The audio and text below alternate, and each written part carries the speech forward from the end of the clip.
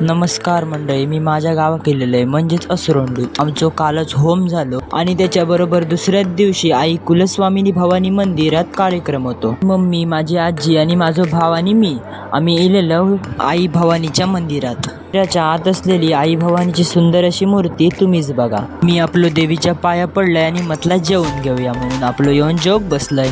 मी बसलेले दुसऱ्या पंक्तीत, माझ्या आधी एक पंगत बसलेली, त्यामुळे आताच्या पंक्तीत जास्त माणसं नव्हती. जेवक होता डाळ, भात, बटाट्याची भाजी, जिलेबी, सोलकढी आणि आंब्याची फोडा. अर्धा जेवण झाल्यावर नैतिकानं आणून दिलं सोलकढी. नंतर आपली घेतलं सोलकढी पिऊ.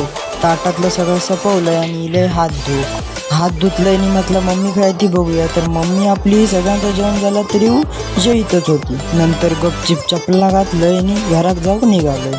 येताना प्रथम आणि मी दोघांवर गाडी घेऊन गेलो. जाताना भेटलो चिंटन आपली गाडी सायकल तळत ठेवल्याने आमच्यासोबत गाडीवरनं घरात येऊन निघालो. अर्ध्या वाटेत गेल्याने भेटली काकी म्हणाली माका घेऊन घराकडे चल. काकीक तिच्या घराकडे सोडलं आणि मी इलय माझ्या घराक.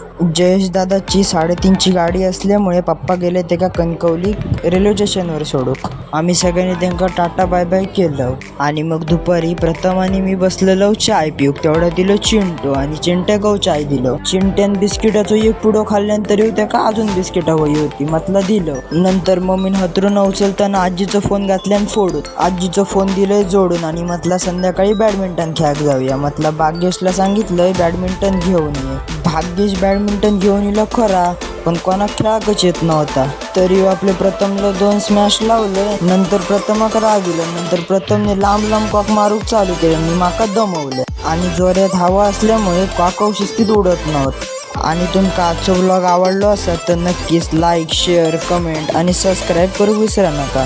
आणि पुढच्या व्लॉगमध्ये लवकरच भेटू.